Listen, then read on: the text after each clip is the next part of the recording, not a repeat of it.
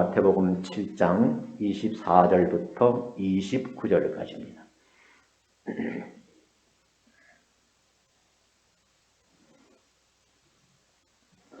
찾았으면 한 목소리로 같이 한번 읽겠습니다. 이 계시의 말씀을 서로 받들어 읽을 때에 하나님의 세면 음성을 각자 듣는 복된 시간 되시기를 주님의 이름으로 축원합니다. 자, 24절입니다. 시작. 그러므로 누구든지 나의 이 말을 듣고 행하는 자는 그 집을 반석 위에 지은 지혜로운 사람 같으리니 비가 내리고 창수가 나고 바람이 불어 그 집에 부딪히되 무너지지 아니하나니 이는 주추를 반석 위에 놓은 까닭이요 나의 말을 듣고 행하지 아니하는 자는 그 집을 모래 위에 지은 어리석은 사람 같으리니 비가 내리고 창수가 나고 바람이 불어 그 집에 부딪히매 무너져 그 무너짐이 심함이라. 무리들이 가르치심에 그 가르침에 놀라니 이는 그 가르치시는 것이 권위 있는 자 같고 그들의 서기관들과 같이 아니함이로라. 아멘. 옆 사람하고 한번 인사하겠습니다. 만나 뵙게 돼서 반갑습니다. 인사합니다. 다시요. 건강의 복을 받아 누리시기 바랍니다. 인사합니다. 다시요. 좋은 날이 올 줄로 믿습니다. 인사합니다. 가정에서 인터넷으로 예배드리는 분들에게도 동일한 은혜를 받아 누리시기를 바랍니다. 오늘은 좀 설교를 짧게 하려고 그러는데 뒤에 그런 설명할 게 있어서 가능하면 짧게 설교를 좀 하려고 합니다. 여러분들 다 어려움을 느끼잖아요. 가정의 근간이 뿌리째 흔들린다 그래요. 그런 내용이 통계청 발표 자료에 보면 뚜렷하게 나타나고 있는 현상이에요. 그 원인을 진단하기를 제일 먼저 출산율이 급감하고 있다. 그 말은 요즘의 젊은이들이 여러 가지 이유를 들 수 있겠지만 결혼하기가 참 어려운 환경 속에 있다. 그런 말로 설명이 가능해요. 그런가 하면 결혼을 해서 가정을 이룬 분들 가운데에 혼인도 하지만 이혼이라는 과정을 거쳐서 가정이 해체가 되는데 특별히 통계적으로 보면 조이혼율 수가 굉장히 높아지고 있다. 신종어가 다시 나왔는데 쟤는 어느 정도 살다가 좀 떨어져 살자, 이혼은 아닌 법적 상태를 유지하는 조로라는 그런 또 기현상이 지금 우리나라에서 일어나고 있다. 그런 얘기도 해요. 그런가 하면 제가 흔히 많이 바깥에서 하는 말인데 요즘은 황혼 이혼이 두드러지게 나타나고 있다 그래요. 조이혼율, 조론, 황혼 이혼율 결과적으로 가정이 파괴된다는 거고요. 안정된 환경 속에서 자녀들이 성장하지 못하니까 2차, 3차 일이 벌어지면서 젊은이들의 탈설이 이제는 입에 담기가 민망스러울 정도가 됐다. 이런 이제 언론 보도를 여러분이 보시게 됐어요. 요즘에 나이 먹으신 어르신들이 전철 타기가 두렵다 그래요. 젊은이들이 잘못 말했다가는 그 자리에서 봉변을 당하는 건데 찾고 보니까 10대 중학생들, 이제는 70, 80 먹은 어르신들을 말도 함부로 하지만 전철 안에서 그냥 큰 소리 한 번 했다 그래서 참 말도 안 되는 일이 벌어지는 그런 이제 문제가 발생하기도 해요. 자녀 양육 문제를 제대로 해결하지 않고는 이제 우리에게 다가오는 이 여러 가지 문제들을 우리가 해결할 수 있을까? 그런 이제 고민을 해보면서 이제는 부모가 가정에 지된 아이를 버리니까 고아원에 맡겨지고 할머니, 할아버지에게 맡겨졌는데 이게 조선 가족이라는 거예요. 그러면 적응을 못하니까 뛰쳐나가서 여러 가지 범죄에 연루되는데 이게 탈선, 청소년 문제, 이런 이제 여러 가지 문제가 부딪혀 있어요. 그래서 총체적으로 국가의 근간이 흔들리고 있다. 이렇게 사회학자들은 보고 있습니다. 그런가 하면 6.25 전쟁이 치르고 우리가 이제 반공을 국시를 제1로 삼았는데 요즘은 이것조차도 쓰레기통에 갖다 버리는 이런 일들이 벌어지고 있다 하는 것이고, 정치하시는 분들도 보면 이걸 잘 구별 못하고 사용하는 좀 아이러니한 현상이 벌어지기도 한다, 그런 얘기예요. 그런데 여러분 알다시피 요즘에는 여러 가지 사회 문제가 성도들을 혼란스럽게 하는가 했는데, 지난 주간에는 사실은 목사인 저도 일반 시민들을 바라보기가 매우 부끄러울 정도로 왜 예수 믿는 사람들이 이렇게 할까 하고 의문표를 붙이고 나를 돌아보는 그런 한 주간이 되기도 했습니다. 어찌됐든 간에 여러분들에게 참 부끄러운 일들이 있었어요. 제이미스라고 하는 단체, 신천지 이런 집단들의 마구적인 공격을 해서 교회가 매우 혼탁스러워졌죠.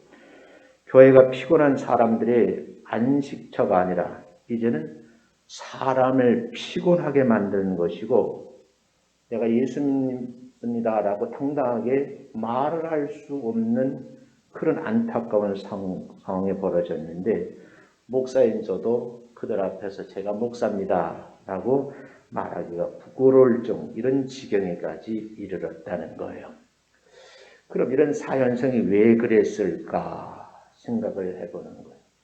오늘 이 본문 말씀을 보면서 우리가 교회의 구성원으로서 정말 어떻게 신앙생활을 해야 될까 하는 내용을 중심으로 해서 그 뿌리 흔적을 한번 살펴보려고 합니다.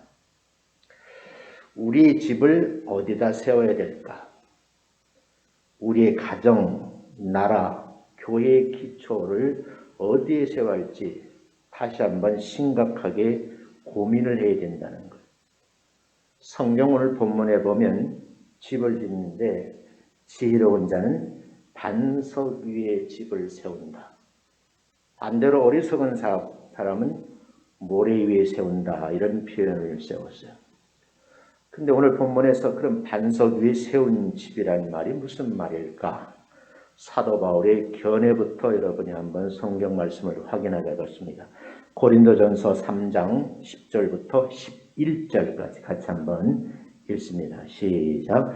내게 주신 하나님의 은혜를 따라 내가 지혜로운 건축자와 같이 터를 닦아 두매 다른 이가 그 위에 세우나 그러나 각각 어떻게 그 위에 세울까를 조심할지니 이를 닦아둔 것 외에 능히 다른 터를 닦아둘 자가 없으니 이 터는 곧 예수 그리스도라. 아멘. 정말 예수 잘 믿는 사람들이 내 신앙의 집을 예수님의 터 위에 세웠으면 정말 이렇게 개신교가 세상 사람들로부터 야유를 받고 비난을 받을 수 있었을까 하는 부분입니다. 거기에 대해서 한 주간 내내 고민이 되더라고요. 그러면 이 시대에 우리 성도들이 지금 이 상황 어떻게 해야 될 것인가 하는 문제에 다시 부딪히게 되더라고요. 결과적으로 제 개인적인 결론은 목사님들이 아니 남의 얘기할 것 없이 나 자신서부터 제대로 하지 못했구나 하는 자성의 소리가 내 마음속에서 들리더라고요. 여러분 오늘 본문 이 고린도전서 3장 10절 11절을 참고해보면 터를 닦아둔 분이 계시다. 능히 다른 터를 닦아둘 자가 없다 그랬는데 결과적으로 이 터는 예수 그리스도라는 거예요. 내가 반석 위에 세워진 터전이라고 하면 이런 시류에 과연 우리가 휘말려서 하나님의 영광을 가려우지는 않았을 텐데 하는 아쉬움이 자꾸 반복되는 거예요. 우리의 터, 곧 기초는 예수 그리스도요. 반석도 예수님이신 줄로 믿습니다. 그래서 마태복음 16장 18절에 하신 말씀 다시 한번 말씀을 같이 나누겠습니다. 읽습니다. 시작. 또 내가 네게 이르노니 너는 베드로라. 내가 이 반석 위에 내 교회를 세우리니 음부의 권세가 이기지 못하리라. 베드로의 고백이거든요. 어쩌면 예수 그리스도를 주인으로 모신 가정, 항상 그분의 말씀을 배우고 그분의 말씀대로 살아가는 가정이 바로 반석 위에 세운 가정인데 이 가정이 현재 무너지고 있다 그 말입니다. 그뿐만 아니라 예수 그리스도를 왕으로 모신 나라, 예수 그리스도를 머리로 하는 교회가 반석 위에 세워져야 되는데 우리는 반석 위에 교회가 세워진 줄 알았었는데 지금 알고 보니 모래 위에 지은 것 같은 한국 교회의 현상이 아닌가. 그 부끄러운 모습으로 우리 교회는 그럼 어떻게 하지? 그런 생각이 들어요. 환경이 어렵다고 힘들다고 해서 그냥 주저앉아 있어야만 할 것인가? 제가 지난주에 말씀을 드렸잖아요. 단적인 예를 들었어요. 뉴스에 있는 나온 장면. 마스크 1,000장 얘기를 했어요. 마스크 없으면 가져가야죠. 그런데 여러 장을 뽑아가지고 가는 모습을 보고 신문 기자가 취재하니까 교회에서 쓰려고 한다고. 이런 현상들이 바로 뭐예요? 뿌리가 잘못 내린 거고 엄밀히 진단하면 믿음의 터가 반석이 아닌 거예요. 사랑하는 성도 여러분, 어떻게 해야지만 반석 위에 하나님의 집을 지을까? 그 첫 번째가 하나님의 말씀을 늘 가까이 곁에 두고 읽고 묵상하라는 거예요. 그것만이 방법인 것 같아요. 하나님은 왕이 되려는 사람들에게 권면한 말씀이 성경에 기록되어 있습니다. 그 말씀을 한번 다 같이 한 번 더 읽어보고 말씀을 나누겠어요. 신명기 17장 18절 19절 읽습니다. 시작. 그가 왕위에 오르거든 이 율법서의 등사본을 레위 사람 제사장 앞에서 책에 기록하여 평생에 자기 옆에 두고 읽어 그의 하나님 여호와 경외하기를 배우며 이 율법의 모든 말과 이 규례를 지켜 행할 것이라. 그리하면 그의 마음이 그의 형제 위에 교만하지 아니하고 이 명령에서 떠나 좌로나 우로나 치우치지 아니하리니 이스라엘 중에서 그와 그의 자손이 왕에 있는 날이 장구하리라. 이렇게 기록되어 있죠. 율법서의 복사본, 등사본을 만들라는 거예요. 그리고 레위 사람 제사장 앞에서 책에 기록하여 평생에 자기 옆에 두고 읽어라. 그리고 여호와를 경외하기를 배워라. 그리고 모든 말과 규를 지켜 행하라. 그리하면 후반절에는 이렇게 되겠다 하는 말씀이에요. 모세를 뒤이는 여호수아가요 지도자가 되었어요. 이 지도자에게도 하신 말씀이 여호수아 1장 8절에 기록이 되어 있어요. 같이 한번 읽습니다. 시작. 이 율법책을 내 입에서 떠나지 말게 하며 주야로 그것을 묵상하여 그 안에 기록된 대로 다 지켜 행하라. 그리하면 내 길이 평탄하게 될 것이며 내가 형통하리라. 우리가 원하는 거잖아요. 삶에 우리가 인생의 여정의 길이 평탄했으면 하는 일이 형통했으면 하는 조건이 붙은 거예요. 하나님의 말씀을 내 입에서 떠나지 말게 하며 묵상을 해야 된다는 것. 그리고 기록된 말씀을 다 지켜 행하라. 결과적으로 보면 지금 우리가 교회가 무리가 되는 건 뭐냐면 이대로 하지 않았다. 그 얘기입니다. 오늘 함께 읽은 본문 말씀 가운데도 나의 이 말을 듣고 예수 믿는 사람들이 듣는 일에 익숙하지 않아요. 자기 말만 많이 내가 너보다 똑똑하거든. 너보다 더 많이 배웠거든. 내가 너보다 가진 것이 더 많거든. 그리고 상대방을 업신여기고 무시하고 어쩌면 깡그리 무시하고서는요. 자기의 말만 퍼붓는 그런 시대에 우리 크리스찬이 아닌가 우리 한번 뒤돌아보자고요. 듣지 못하는 이를 어찌 믿을 수 있을까요? 그래서 가르치는 자가 없는데 어찌 들을 수가 없어요. 그 말은 엄밀하게 말하면 가르치는 자가, 제대로 가르치는 자가 없다, 그런 뜻도 돼요. 세상 사람들이 윤리와 하나님께 요구하시는 윤리는 차이가 있습니다. 이걸 상황윤리, 절대윤리 그러거든요. 세상 사람들이 죄로 여기지 않는 것들 중에서 하나님은 금하고 계신 것이 있어요. 요즘 사람들은 부담을 주지 않고, 다시 말해서 교회에 대해서 가책을 받지 않은 종교를 선택하려고 말씀을 말씀 그대로 선포하고 가르치고 책망하는 교회는 성도들이 없는 거예요. 왜 그런가? 이 예배 안식은 자기의 마음의 안정을 얻고 위안을 받고 즐기는 예배가 되어버린 거예요. 정말 하나님 앞에 드리고 싶고 두렵고 떨리는 마음으로 예배에 참석해야 되는데 그런 분들이 많지 않다는 거예요. 술, 담배, 자유로운 교파가 있잖아요. 그걸 자꾸 옮겨간다는 거예요. 그래서 일부는 이단시, 기독교는 이단시하는 천주교 쪽으로도 신앙의 근거지를 옮기는 분들이 있다고 그래요. 편한 종교를 찾는 거예요. 그러나 사람이 무엇을 원하는 중요한 것이 아니라 하나님의 말씀을 바로 가르치고 바로 배워서 하나님의 뜻과 요구가 무엇인지 현장에서 즉시 적용할 수 있는 그런 믿음의 사람이 되어야 될 줄로 믿습니다. 저에게 지혜의 말을 들려주는 분이 계시더라고요. 요즘 목사님들이 하는 일이 아무것도 없다는 거예요. 근데 목사가 정말 할 일이 없을까? 어떤 한 교회 목사님이 성도들의 사업장을 신방하라는 거예요. 만날 수가 없잖아요. 그러니까 사업장 근처에 가서 그 사업장에 문을 붙들고 아무도 없는 데서 기도하고 한 바퀴 돌고 들어오고, 그 회사의 주인은 CCTV로 그걸 보고 있는 거예요. 자기는 평범한 요즘 나이로운 집사였었대요. 그 목사님의 청성어린 아무도 보지 않는 곳에서 교인 돌보는 모습을 보고 그 집사님 마음에 감동이 된 거예요.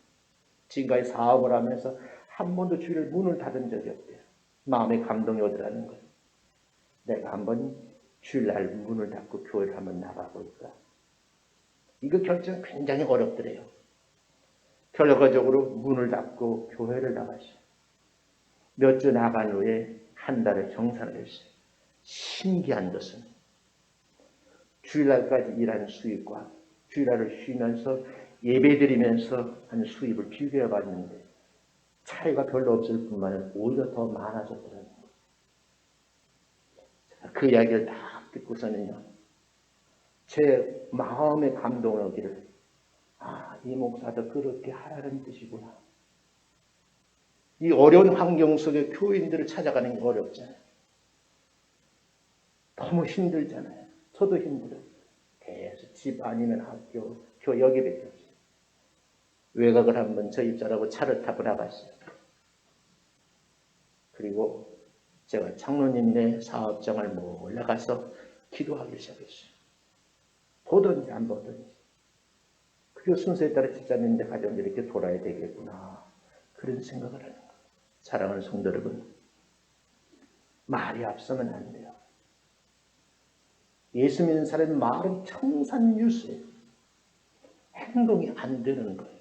이게 큰 문제인 거예요. 목사님들도 성경식을 공부해. 얼마나 말씀들을 잘 하시는지 몰라요. 근데 삶의 열매가 없는 거예요. 이걸 어떻게 해결할 것인가? 정말 고민을 많이 해봐야 되지 않을까? 그리고 두 번째, 하나님 말씀을 실제 삶 속에 적용하라는 거예요. 말씀을 준행해야 된다는 거예요. 오늘 가르침 핵심은 여기 있어요. 모래 위에 지은 사람이나 반석 위에 세운 사람이나 듣기는 다 들어요. 그런데 지식은 행동을 옮겨질 때 가치가 있는 거거든요. 아무리 많이 알아도 그걸 행동하지 않으면 현상은 나타나지 않는 거예요. 말씀을 준행하기 위해서는 먼저 앞장선 사람들이 있어야 돼요. 그것이 교회에서는 목사요, 그 다음엔 장로요, 권사, 항존직에 있는 사람, 안수시간인까지 포함해서. 가정에서는 부모, 교회에서는 목사, 장로, 항존직 직원들, 국가에서는 대통령, 산부, 요임과 같은 고위층에 있는 사람들이 더 높은 도덕적 삶의 표준을 제시하고 그대로 살아야 되는 거예요. 지금 우리나라가 그런가요? 나라 탓하지 말고. 지금 우리 교회는 그런가요? 우리 가정에 신앙주가 그렇게 하고 있느냐 그 말이죠. 높은 자리에 있는 사람이 부정부패를 장해, 그리고 나서 부하 직원들에게 청렴결백한 직장생활을 요구하는 거예요. 앞뒤가 안 맞잖아요. 경찰 수뇌부가 비리를 저지르면서 죄인을 잡아 가두는 이 아이러니한 현상. 이걸 어떻게 설명할 수가 있냐는 거예요. 마찬가지로 부모가 예수 믿는 본을 보여야 돼요. 주일 성수의 본을 보이고 기도와 봉사 생활의 본을 보이면 자녀들이 무의식 중에 따라할 수 있을 정도로 그렇게 해야 되지 않을까요? 주일날 예배 가지 않는다고 아이를 붙들어 놓고 몽둥지를 하는 이상야릇한 부모님들이 지금 교회 안에 있어요. 듣긴 들었어요. 교회 가야 복을 받는다. 말씀 들어야 된다. 낮잠 자고 있는 아이를 두드려 패는 거예요. 의식을 깨우쳐야 되는데 행동만 자꾸 요구하는 거죠. 우리가 한번 뒤돌아봐야 할 일이다. 그런 생각을 해요. 가정, 교회, 사회, 국가의 앞장선 사람들의 목표가 분명해야 돼요. 사람들이 모범을 보이면 아무리 힘들고 어려워도 이렇게 따라가는 대중이 있다는 거예요. 그래서 지도자들이 그렇게 중요하다는 거예요. 하나님의 말씀을 귀히 여기고 배운 대로 순종하는 사람이 참 지도자요. 가정을 평안하게 이끌며 교회를 든든히 세워가게 될 줄로 믿습니다. 두 번째는 크게 반석 위에 세운 집은 어떤 복을 받는가 하는 부분이에요. 우선 반석 위에 세운 집은요, 환난의 시련이 없다고 말할 수는 없지만 반석 위에 지은 집이나 모래 위에 집이 다 똑같이 어려운 환경은 맞이한다는 거예요. 그래서 오늘 본문에 보면 동일한 방법이 적용되는데 비가 내려요. 창수가 나고 바람이 불어서 반석 위에 있는 집에도 부딪히고 모래 있는 집에도 부딪혀요. 비는 지붕에 내리고요. 창수는 주체에, 바람은 벽에 부딪히는 거예요. 게으른 자가 지은 집에도, 어리석은 자가 지은 집에도 함께 밀려온다는 거예요. 여기에 대해 스펄전 목사님이 해석을 했어요. 비는 하늘에서 내려오는 시련이다. 누구든지 겪을 수 있어요. 홍수는 세상으로부터 닥쳐오는 환난이다. 바람은 영적이고 신비한 것을 통해 오는 시험이다. 시련, 환난, 시험이라는 말을 썼어요. 적용을 해보면 믿음의 가정이라고 어려움이 없는 것은 아니라는 거예요. 목사도 그래 기도 많은 사모도 병으로 입원할 수 있어요. 장로님의 사업도 어려움을 겪을 수가 있어요. 기도하는 자녀들이 내가 원하는 대학에 못 들어가서 낙심할 수도 있어요. 생활고로 오는 어려움을 겪을 수도 있어요. 혼돈과 타락의 비바람, 물질 만능주의 탕류, 불신과 원망의 창수가 우리에게 쉴 새 없이 부딪혀오는 거예요. 이 설교를 거의 다 작성했을 때 어느 학생이 상담 신청을 했어요. 앞으로 목사님 내가 어떻게 살아야 될까? 어머니는 목사님이 되라 그러고 아버지는 사회복지사가 되라는 거예요. 어머니 소원대로 들어와서 신학 공부하다가 아버지대로 사회복지 전과를 했는데 어떻게 했으면 좋을까? 자세히 내가 설명을 해줬어요. 그럼에도 불구하고 나는 설명자지. 결정은 네가 하는 거다. 목사가 되려고 하면 돈 벌려고 목사하면 안 된다. 그리고 저를 설명했어요. 나는 평생 목회했지만 돈 벌려고 목회하진 않았다. 어쩌면 나를 보고 목회하고 싶으면 내가 너에게 용기를 주고 싶다. 제가 여기까지 있기에 비가 불고 바람이 불고 환란이 없었을까요? 그래 여러분, 돈이 아니고 복음이 미친 사람이 되어서 교회를 세우기 원하는 마음으로 내가 이 목회를 하는 것이지 내 주머니 채우게 사는 것은 아니라는 겁니다. 그리고 두 번째 말을 했어요. 열심히 일을 하거라. 내가 시간이 지나게 되면 내 복주머니에 물질도 채워져 있을 것이다. 그렇게 설명을 했어요. 반석 위에 세운 집, 우리가 한번 생각을 해봐야 되는 거예요. 이 실수 밀려오는 어려움 속에 대해서 구약 성경에 보면요, 욥기서 5장 6절 이렇게 기록되어 있어요. 엘리바스가 욥에게 한 말입니다. 같이 한번 읽어보겠습니다. 시작. 재난은 티끌에서 일어나는 것이 아니며 고색은 흙에서 나는 것이 아니라 사람은 고생을 위하여 났으니 불꽃 위로 날아가는 것 같으니라. 사람이 태어날 때 뭐를 위해서? 고생을 위해 태어났다는 거예요. 어차피 한평생 겪어야 할 일이라고 하면 고생도 즐길 수 있는 능력자가 되시기를 주의 이름으로 축원합니다. 원망하고 불평하는 사람이니까는 항상 어둠이 그늘이 있어요. 힘들고 어려운 일이 할지라도 그 긍정적으로 해석하고 이기려 하는 사람은요, 여보 한참은 견딥시다. 이 위기를 넘깁시다. 자녀들에게 힘을 주는 것. 오늘보다 내일이 있지 않겠니? 그래서 제가 오늘 감동이 밀려오는 거예요. 이 어려운 시기에 이 교회를 어떻게 이끌어갈까? 그냥 이 코로나 바이러스면서 이렇게 수동적으로 움직여야 될까? 아니다. 언젠가 이 상황이 끝나고 모든 교인들이 교회 안에서 정말 아름다운 시간을 보낼 날이 올 것이다. 그러기 위해서는 준비를 해야 되겠구나. 그래서 여러분, 이제 저 현관 앞에다 제가 재미난 걸 한 설치해 놨어요. 성도를 어떻게 나눌까? 뭔가를 자꾸 생각을 해보는 거죠. 평상시에는 신앙의 가정이나 불신앙의 가정이 다르지 않습니다. 두 집 다 밥 잘 먹고 행복하게 오손도손 살아가죠. 문제는 비가 오고 창수가 바람이 밀려올 때예요.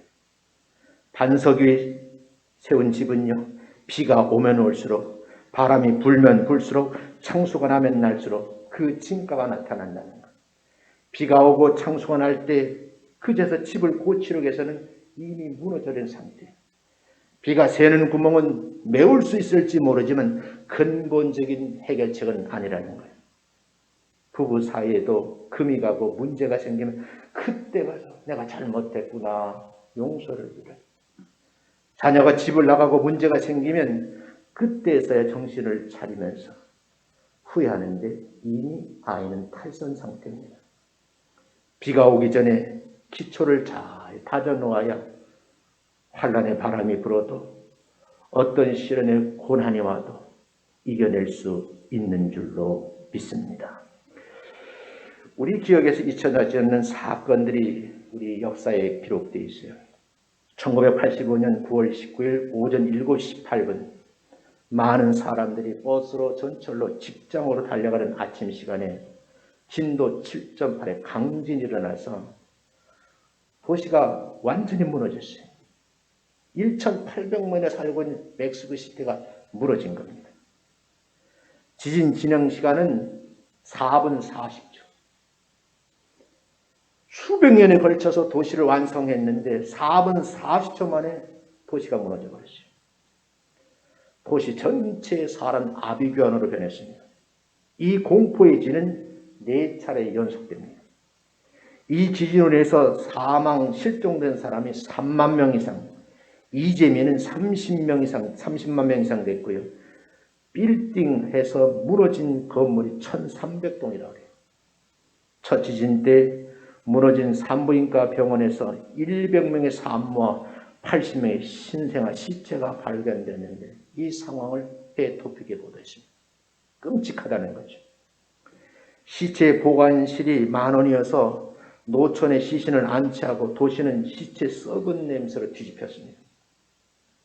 근데 여러분, 멕시코 이 지진의 날 그쯤에 며칠 후죠. 10월 14일 진도 6의 지진이 일본 동경에서 일어났습니다.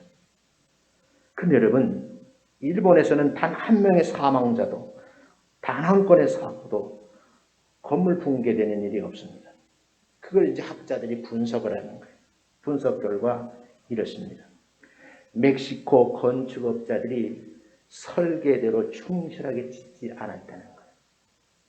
저도 이 교회 질 때 지하에 돈이 그렇게 많이 들어간지 몰랐어요. 지하를 거의 10m 탁 타고 기초공사 하는데 보니까요, 거의 1m의 땅바닥을 철근을 50톤을 집어넣더라고요. 레미건을 수십 대분을 쏟아붓더라고요. 나는 그렇게 집는 한 번도 못 봤거든요. 왜 그렇게 기초를 튼튼히 했을까? 결과적으로 오늘 본문의 말씀처럼 비바람이 불고 창수가 어려움이 와야 그 결과를 알 수가 있다는 거예요. 중요한 것은 미국 건축에서 지은 건물은요, 붕괴된 율이 극히 적었다고 해요. 왜요? 설계도 잘하지만 도면대로 건축을 하니까. 그 설계도의 세부적 지침이 예수 믿는 사람들에게 근거가 제시되어 있어요. 마태복음 7장 24절, 22절, 그 본문의 내용입니다. 한번 읽어보겠습니다. 다시 한번 시작. 그러므로 누구든지 나의 이 말을 듣고 행하는 자는, 조건이, 그러므로 결론적으로 누구든지 에브리바디, 예수님의 말씀을 듣고 뭐 하는 자? 행하는 자는 그 집을, 시작, 그 집을 반석 위에 지은 지혜로운 사람 같으리니, 여러분과 제가 지혜로운 성도가 되자는 거예요. 그리고 하는 말, 시작, 비가 내리고 창수가 나고 바람이 불어 그 집에 부딪히되 무너지지 아니하니 이는 추초를 반석 위에 놓은 까닭이다. 도면을 그렸어요. 정확하게 그리는 것도 중요하지만 도면대로 시공하는 것도 중요해요. 지금 우리 한국교회 성도들이 예수님이 제시한 도면도 없을 뿐만 있긴 있죠. 들어서 그대로 시공을 안 하는 게 지금 문제라는 거예요. 이게 큰 문제가 됐어요. 성경은 분명히 말하죠. 왜 바람이 불고 창수가 나 비바람이 불었는데도 그 집이 무너지지 않은 것, 이유를, 그 집의 주초를 어디에다가 반석 위에 세워놓은 까닭이다, 이런 표현을 썼어요. 그 다음 읽어봅니다. 시작.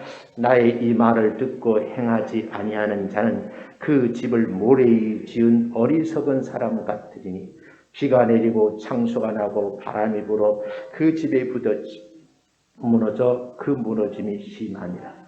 중요한 것은요, 여기 분명히 모래 위에 지은 집을 지은 자를 어리석은 사람이라고 그러거든요. 참 당신 어리석구만 말하느냐, 인정을 하네요. 내가 얼마나 똑똑한데 명문대학을 나오고 어학을 몇 개나 하고 사업에 잘 되고 가정도, 내가 왜 어리석어요? 지금 눈에 보이는 현상만 가지고 엔조이를 하는 거, 이게 문제라는 거죠. 우리가 한번 점검해 보셔야 돼요. 그러므로 우리 한 사람 한 사람의 신앙의 기초가 바로 세워지지 않는다고 하면 그 위에 아무도 세울 수가 없다는 거예요. 기초가 바로 세워지지 않는 곳에는 어떤 건축물도 세울 수 없다는 거예요. 제가 이 건물을 완공하고 예배대 3년째 됐잖아요. 전에 제가 이 원주체, 우리 교회가 원주민 교회잖아요. 처음에는 모르고 돈이 없으니까 90평 교회를 막 제대로 도면대로 안 지었어요. 도면도 없었지만. 그렇게 지어놓고 한 해 겨울을 나는데 제일 힘든 게 교회당 안에 추워서 못했어요. 바닥에 보일러를 아무리 땅바닥에 뜨셔지질 않아. 한 달에 전기세를 겨울에 120만 30만 원 내도 여전히 추운 거예요. 지하수를 퍼 올려서 물을 먹는데 얼면은 우리 김 장로는 이리 뛰고 저리 뛰고 또 수없이 반복했어요. 교회를 다 건축을 여기 왔는데요, 우리 교회 지금 아무런 문제 없어요. 하수관만 배수가 문제, 그건 보완하는데, 우리 반주서 선생님은 거의 24시간 교회에 있는 거예요.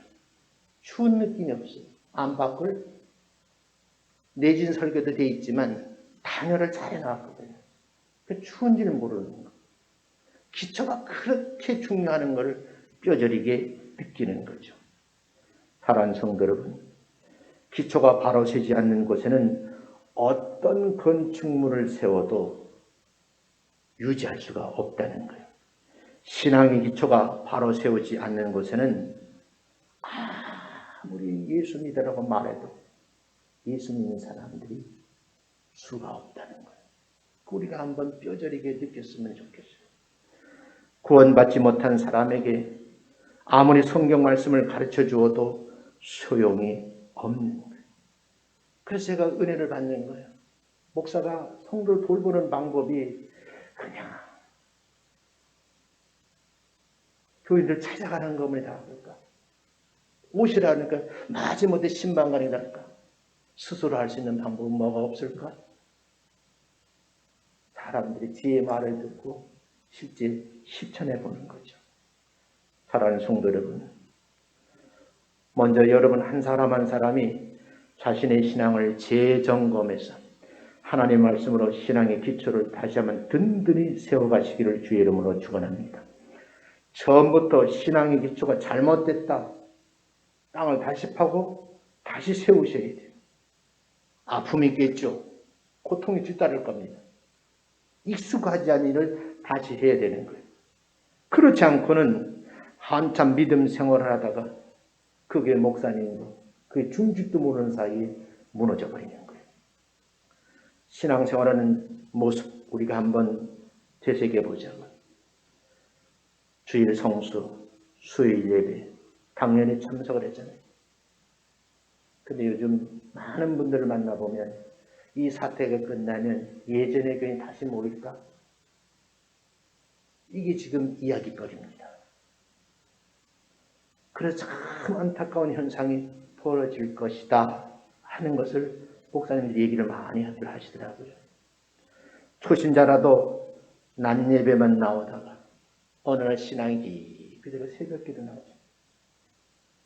그러면서 기도는 잘 못하지만 10분, 20분 하나님과 깊은 교제를 하는 거. 저희 교회 성도 한 분이 시시때때로 전화와요. 목사님 너무너무 아파요. 기도해 주세요. 그분을 그냥 교회에 오게만 놔두는 거. 그러면 조금 편해질 텐데 그 어머니 교회를 못 가게 하는 거예요. 한번 만나볼래요. 이 어려움 당하시는 분 마음 기도하게 좀 놔두는 건 방법이 되지 않을까요? 기초가 신앙적 기초가 없는 어머니가 그걸 어떻게 알겠어요?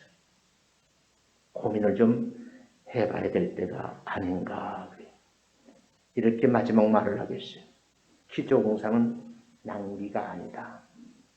인간관계도 사업하는 일도 신앙생활도 모두가 기초가 든든해야 앞으로 롱런할 수 있다는 것이고, 우리가 미래에 다가오는 시대에 예수 믿는 사람들이 하고 싶은 말을 마음껏 할 수 있고 믿지 않는 사람들에게 복음 전하는데 떳떳하지 않을까, 그런 생각을 하면서 여러분 오늘 말씀 속에서 큰 은혜를 한번 되새겨 보시고요.